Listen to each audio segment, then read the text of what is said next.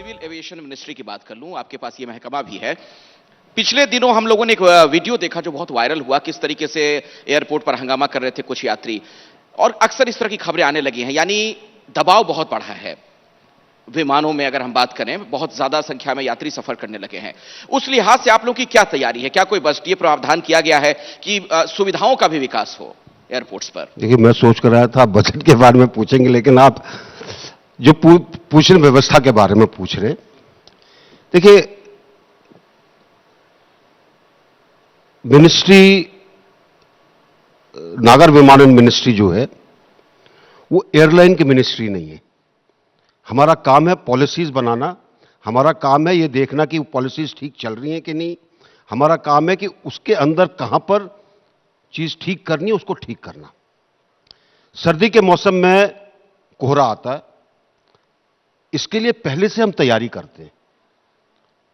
कोहरा कब आता है ये ना आपको पता ना मुझे पता, लेकिन तैयारी हमारी होती है कि विंटर शेड्यूल हमारा इस तरीके से होगा।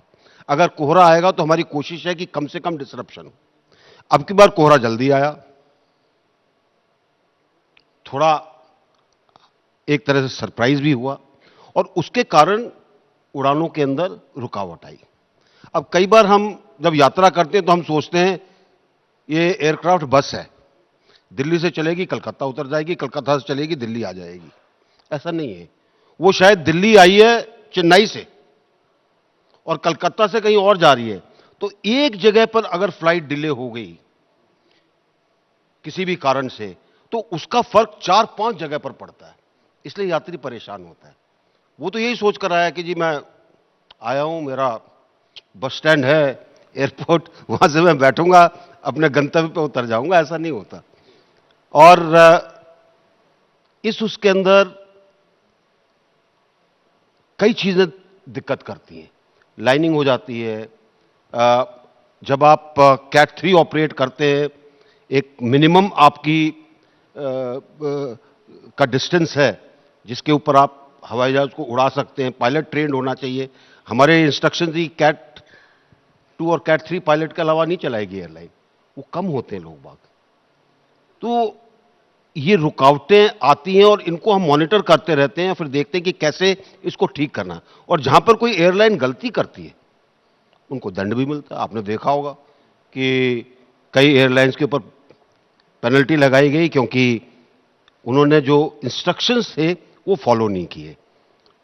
तो ये व्यवस्था जो है, मानकर चलिए हमारे मंत्रालय के अंदर 24 घंटे मॉनिटरिंग होती है और कोशिश होती है कि हम यात्रियों को परेशान ना होने दें। जी, अच्छा, आप सर सिर्फ राजनेता नहीं हैं, आप आर्मी चीफ भी रहे।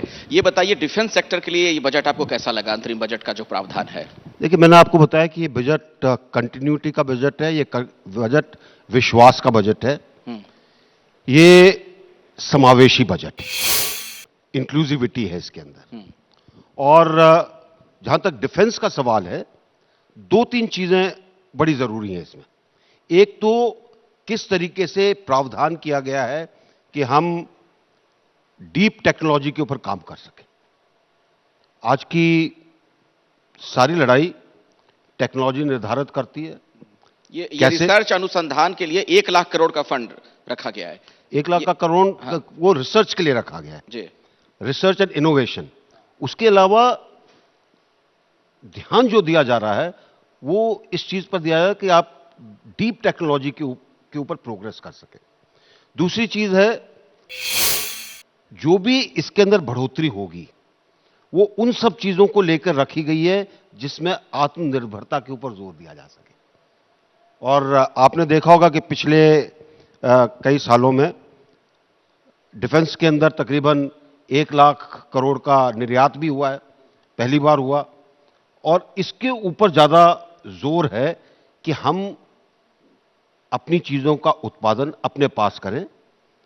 कहीं पर टेक्नोलॉजी चाहिए तो टेक्नोलॉजी लानी पड़ेगी, टेक्नोलॉजी नहीं है तो हमको मारुति मॉडल अपनाना पड़ेगा। मारुति मॉडल का मतलब सिंपल ये है, अगर जब मारुति कार आई थी तो स्क्रू ड्राइवर टेक्नोलॉजी हमारे यहां थी। कार आती थी, नॉकडाउन किट में हम उसको कार बनाते थे। कुछ दिनों के बाद हमने कहा इसके पार्ट्स बनने चाहिए, धीरे धीरे इकोसिस्टम ऐसा होगा कि हर तरह का पार्ट बनने लगा, मारुति का ही नहीं, सब तरह का। नहीं तो अगर आप मारुति के ईरा से पहले जाएं, या तो एम्बेसडर के लिए बनता था या प्रीमियर पद्मी और फिएट के लिए बनता था, उसके अलावा और कुछ नहीं बनता था। आज वही इकोसिस्टम ऐसा हो गया कि हमारे यहां कोई भी कार बन सकती, सब चीजें हमारे यहां तैयार हैं। तो यही चीज डिफेंस के अंदर भी लागू होती है कि आप टेक्नोलॉजी लेकर आएं, चाहे जॉइंट वेंचर करें, चाहे टेक्नोलॉजी को खरीदें, चाहे उसका आईपीआर आप हासिल करें या पेटेंट हासिल करें, और उसके बाद अपने यहां उसको मैन्युफैक्चर करें, अपनी रिक्वायरमेंट के हिसाब से उसको बनाएं। जैसे ही घड़ी का काटा दोपहर 2:30 पे आए, बबीता जी का दिल सास बहू साजिश के लिए मचल जाए। और ये है इनकी बहू, पूरे दिन ऑफिस की टेंशन हो जाए गॉन जब ये करें अपना फेवरेट शो फ्री टाइम पे ऑन।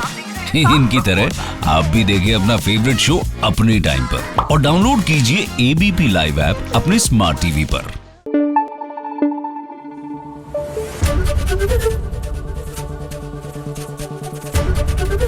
एबीपी न्यूज आपको रखे आगे।